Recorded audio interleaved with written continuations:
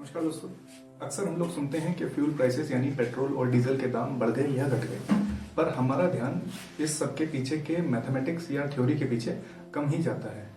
तो इसी बात को आज आगे बढ़ाने के लिए, इसी बात को पानी देने के लिए आज हम चर्चा करेंगे everything about fuel prices hike. सबसे पहले ये समझ लेते हैं कि ये जो दाम हम लोग अदा करते हैं रिटेल प्राइस के रूप में, पेट्रोल पंप या पर डीजल या पेट्रोल लेते हुए या फिर कोई फ्यूल और भी फ्यूल लेते हुए, उस सबके पीछे की जो कैलकुलेशन है, जो मैथमेटिक्स है, जो फ्यूल प्राइसेस का हम दाम अदा कर रहे हैं, उस सब का कैलकुलेशन क्या है। बढ़ते हैं फ्यूल प्राइसेस के बढ़ते दामों के कारणों के पीछे। लगभग के तौर पर समझें तो लगभग 5 से 6 कारण हैं।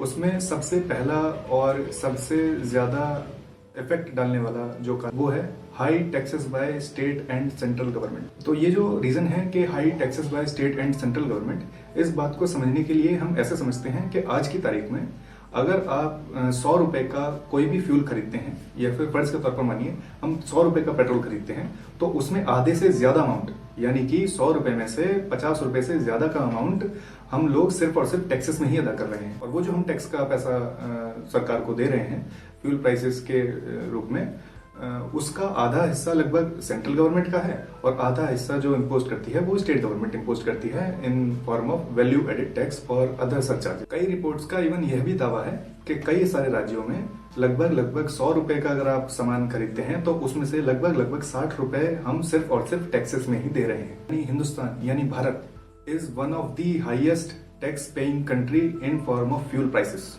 अगर रैंकिंग की ही बात करी जाए, पीपीपी यानी परचेजिंग पावर पैरिटी के गणित के हिसाब से, हिंदुस्तान आज की तारीख में एलपीजी के प्राइसेस के मामले में रैंक 1 पर है, पेट्रोल के मामले में रैंक 8 है और पेट्रोल के मामले में रैंक 3 है। इस बात को ऐसे समझिए, अगर हम एलपीजी के मामले में रैंक 1 है तो पूरी दुनिया में पीपीपी यानी परचेजिंग पावर पैरिटी के हिसाब से हमारे देश में सबसे ज्यादा महंगा एलपीजी है। हम as compare to other countries, हमारे देश में तीसरे नंबर पर सबसे ज्यादा महंगा पेट्रोल है और 8वें नंबर पर सबसे ज्यादा महंगा डीजल है। तो इस बात को लेकर कुछ भी हो सकते हैं कि कम से कम कहीं तो हमने मेडल लाने का काम कर ही दिया है पहली रैंक लाकर। रीजन जो है, और ये एक लगभग इसी से जुड़ता हुआ रीजन है, और एक one of the effective reason ये भी है कि पेट्रोल डीजल के जो प्राइसेस हैं, या petrol diesel as a commodity जो है, वो जीएसटी के एम्बेड के अंडर नहीं आते हैं। यानी जीएसटी का जो अम्ब्रेला है उसके अंदर पेट्रोल और डीजल के प्राइसेस नहीं आते हैं। अगर ऐसा होता कि पेट्रोल और डीजल जो है वो जीएसटी के अंडर आ रहे होते, तो फिर जो टैक्सेस ऑन टैक्सेस का जो प्रावधान है, या फिर जो चीजें हमारे यहाँ देश में लागू होती हैं कि टैक्स के ऊपर जो टैक्स लगता है, वो उस चीज से हमको काफी ज्यादा छुटकारा मिल सकता था। और दूसरा, एक फिक्स टैक्स स्लैब होती। अगर पेट्रोल और डीजल जैसी कमोडिटीज इसके अंदर जीएसटी के स्लैब के अंदर आ रही होती, तो एक फिक्स टैक्स स्लैब होता, जिसके यही फिक्स टैक्स परसेंटेज है जो सरकारें पेट्रोल और डीजल की कीमतों पर इम्पोज कर सकती है, ना इससे ज्यादा ना इससे कम। अभी फिलहाल में ऐसा कुछ नहीं है, तो एक तरीके से यूं कहिए सरकार की अपनी मर्जी है कि सरकार कितना भी चाहे तो टैक्स इम्पोज कर सकती है।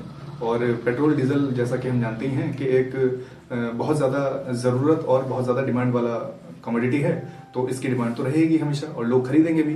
तो इस पर क्या होता है कि इससे सरकार अपना एक बहुत हाई नंबर का जो रेवेन्यू है वो जनरेट कर पाती है। पेट्रोल और डीजल की बढ़ती कीमतों के पीछे है वो उस चीज को, हम उस रीजन को ऐसे समझिए कि हिंदुस्तान दुनिया में सबसे ज्यादा क्रूड ऑयल इस्तेमाल करने वाले देशों में तीसरा स्थान रखता है। और समस्या यह नहीं है कि हम तीसरे स्थान पर हैं दुनिया में, हम सबसे ज्यादा क्रूड ऑयल इस्तेमाल कर रहे हैं। हाँ, ये एक अलग पहलू में एक समस्या हो सकती है, पर प्राइसेस के संदर्भ में ये एक समस्या नहीं है। समस्या यह है कि हम अपने इस्तेमाल का 80% से ज्यादा जो क्रूड ऑयल है वो हम इंपोर्ट करते हैं। और इस ऐसे समझिए, नहले पे दहला ये है कि हमारे पास बहुत ज्यादा ऑयल रिजर्व्स नहीं है अपने खुद के, जो कि जैसे कि चाइना और यूएस के पास हैं अपने खुद के ऑयल रिजर्व्स, जो कि एक, अब ऐसे समझिए, अगर हम 30% से ज्यादा हिस्सा अगर हम इंपोर्ट करेंगे तो सीधी सी बात है हम उस पर इंपोर्ट ड्यूटी भी देंगे, और या जो इंपोर्ट के और भी खर्चे हैं वो भी करेंगे। तो वो भी एक प्राइस फैक्टर है, जो वो भी एक कॉस्ट है जो प्राइस में ऐड होकर घूम फिर कर जो कंज्यूमर है, जो कस्टमर है, उसी को बेयर करनी होती है। हमारे देश में कच्चे तेल के ऑयल रिजर्व्स खोजने के पीछे जो इन्वेस्टमेंट है वह काफी ही कम है। चौथा जो मुख्य कारण है फ्यूल प्राइसेस के बढ़ते दामों के पीछे, वो है रुपए की घटती वैल्यू। जैसे जैसे इंटरनेशनल मार्केट में रुपए की वैल्यू घट रही है, उसी हिसाब से ऑयल रिफाइनरीज जो हैं उनको ऑयल इंपोर्ट करते वक्त जो रुपी जो है ज़्यादा रुपए खर्च करने पड़ रहे हैं। मित्रों, सऊदी अरेबिया लेड ये ओपेक प्लस जो अलायंस है उसका भी एक पिछले दिनों एक रोल रहा क्रूड प्राइसेस को कंट्रोल करने में।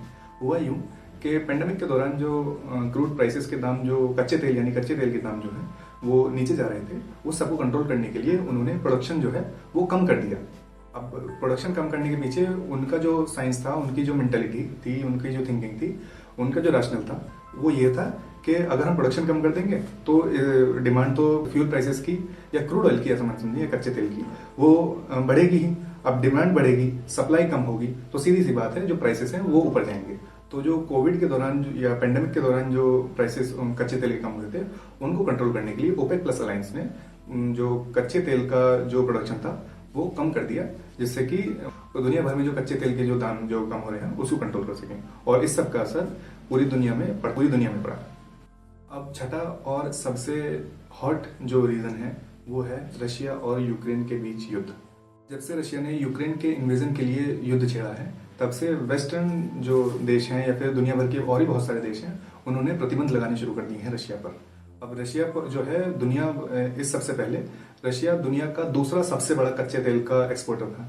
अब जो दुनिया का सबसे बड़ा ऑयल का एक्सपोर्टर है, दूसरी या ऐसे कहें कि दुनिया के सबसे बड़े लोगों में है और दूसरे नंबर पर है, अगर हम टू बी प्रिसाइज बात करें तो अगर आप ऐसे देश पर प्रतिबंध लगा देते हैं तो सीधी सी बात है प्राइसेस जो सप्लाई है उस वो अफेक्ट होती है इस चीज से, और इस सब का असर दाम है कच्चे तेल के उन पर ही पड़ते हैं। अगर कच्चे तेल के दामों पर असर पड़ रहा है तो वो घूम फिर जो कच्चे तेल से निकलने वाले प्रोडक्ट हैं, चाहे पेट्रोल हो, चाहे डीजल हो, चाहे एलपीजी हो, जो कच्चे तेल का आउटकम है उस सबके दामों पर पड़ेगा। यहाँ पर मैं एक बात और जोड़ना चाहता हूँ कि जैसे जो हमारे व्यूअर्स हैं, जो हमको देखने वाले लोग हैं, हमको देख रहे हैं, उन लोगों ने एक चीज और सुनी होगी आजकल समाचारों में कि रशिया ने ऑफर करा है $35 प्रति बैरल का डिस्काउंट हिंदुस्तान को, कि अगर हिंदुस्तान रशिया से कच्चे तेल का इंपोर्ट करता है तो वो हिंदुस्तान को $35 प्रति बैरल का डिस्काउंट देगा।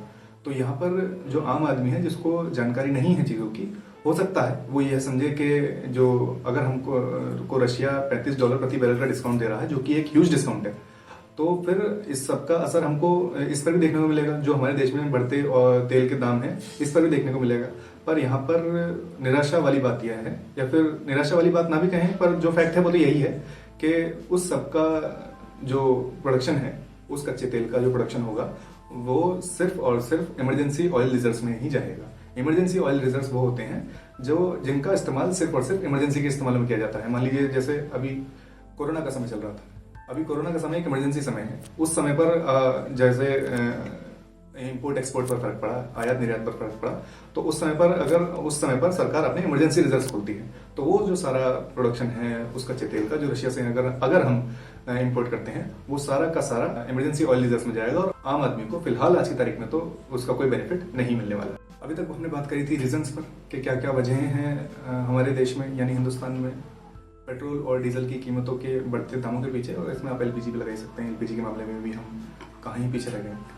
अब हम बात करेंगे आगे के कंसिक्वेंसेस क्या होंगे, यानी कि इन सब का जो बढ़ती जो कीमतें हैं पेट्रोल डीजल की या फिर फ्यूल की, इन सबके का जो असर है वो क्या देखने को मिलेगा हमें।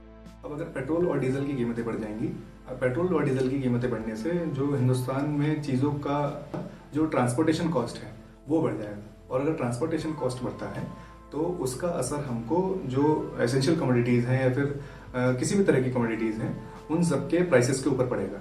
तो अगर ट्रांसपोर्टेशन कॉस्ट बढ़ जाएगी तो जो आम चीज़ें हैं उन सब के दाम बढ़ जाएंगे, और जब आम चीज़ों के दाम बढ़ेंगे तो उसमें जो सबसे ज़्यादा असर देखने को मिलेगा वो देखने को मिलेगा हमें एसेंशियल कमोडिटीज़ पर। एसेंशियल कमोडिटीज़ मतलब वेजिटेबल्स हैं, पल्सेस हैं, राइस हैं, या फिर खाने की जो चीज़ें हैं बेसिकली पानी है, इन सब के दामों पर। और ये इन सब की दामों पर जब हमको असर देखने को मिलेगा तो ये चीज़ें महंगी हो जाएंगी, और इन सब का असर घूम फिर कर एक आम आदमी जो है या फिर जो एक हिंदुस्तान में गरीब लोग हैं जिनका जो परसेंटेज जो है बहुत ज़्यादा है उन सब पर देखने को मिलेगा।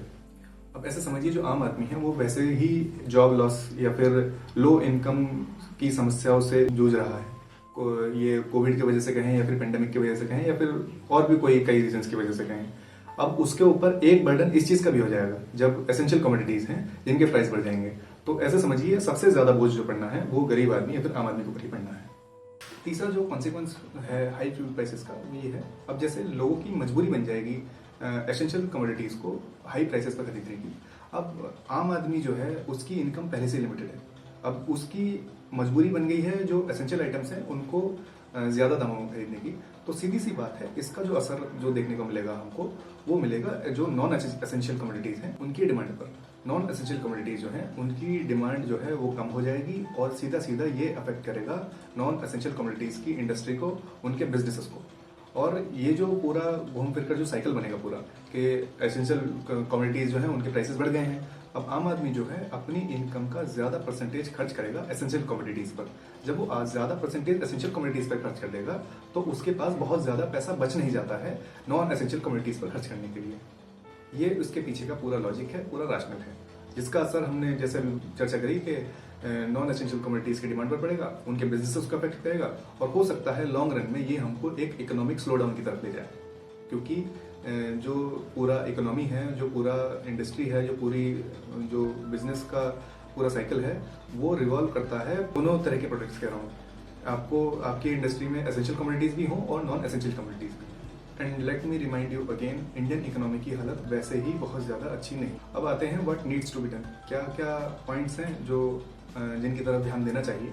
अब हमने जो रीजंस थे उसमें शुरुआत टैक्सेशन से ही करी थी, जो टैक्स का जो पूरा स्पेक्ट्रम है उससे ही करी थी।